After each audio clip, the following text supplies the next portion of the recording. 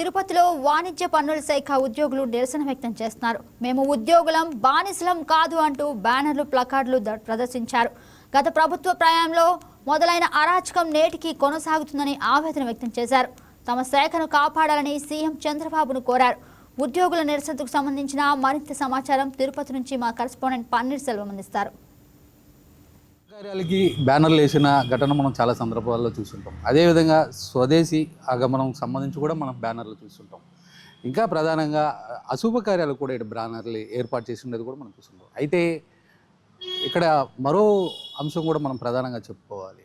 వీటికన్నిటికీ పూర్తి భిన్నంగా కూడా అయ్యా ఈ బాబు మాకు వద్దు అని చెప్పి కూడా ఇటు రాష్ట్ర ప్రభుత్వ ఉద్యోగులు సంబంధించి కూడా ఒక బ్యానర్ను ఏర్పాటు చేశారు. అది కూడా ఎక్కడో కాదు, తిరుపతి వాణిజ్య పన్నుల శాఖ కేంద్రం ఉంది. ఆ కేంద్రం ప్రాంతంలోనే ఈ బ్యానర్ను కూడా ఏర్పాటు చేసినటువంటి పరిస్థితి. అయితే దీంట్లో చూసుకుంటే 3 యూనియన్లు, ఆంధ్రప్రదేశ్ ప్రభుత్వ ఉద్యోగుల సంఘం, అదేవిధంగా ఆంధ్రప్రదేశ్ వాణిజ్య పన్నుల శాఖ సర్వీసుల సంఘం, ఆంధ్రప్రదేశ్ వాణిజ్య పన్నుల శాఖ ఓఎస్ ఎంప్లాయీస్ అసోసియేషన్, వీళ్ళ ఆధ్వర్యంలో కూడా అయ్యా బాబు గారు మాకొద్దు ఈ బాబు అంటూ ఒక బ్యానర్ను కూడా ఏర్పాటు చేసినటువంటి పరిస్థితి. అయితే ఈ బ్యానర్లో ముఖ్యంగా కూడా కొన్ని అంశాలనైతే కూడా వీళ్ళు పొందుపరచడం జరిగింది.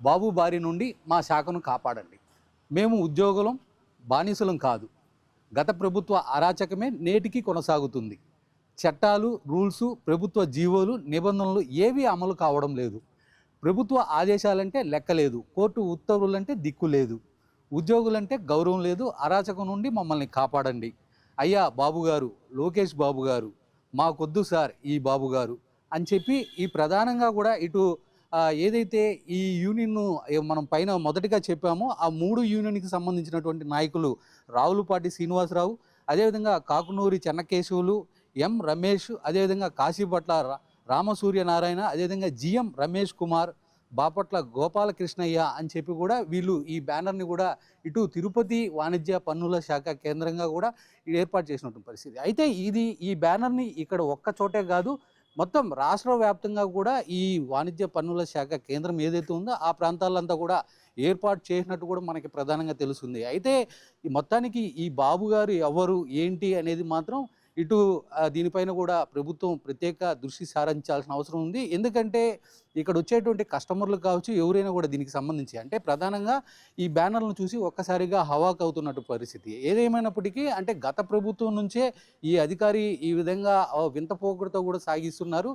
మా ఉద్యోగుల్ని బారి నుంచి కూడా కాపాడాలని చెప్పి కూడా ఇటు రాష్ట్ర వ్యాప్తంగా కూడా బ్యానర్లు ఏర్పాటు చేసినట్టు కూడా మనకు తెలుస్తుంది. అయితే దీనిపైన రాష్ట్ర ప్రభుత్వం మాత్రం ఏ విధంగా స్పందిస్తుంది అనేది మాత్రం మనం వేచి చూడాల్సినటువంటి పరిస్థితి.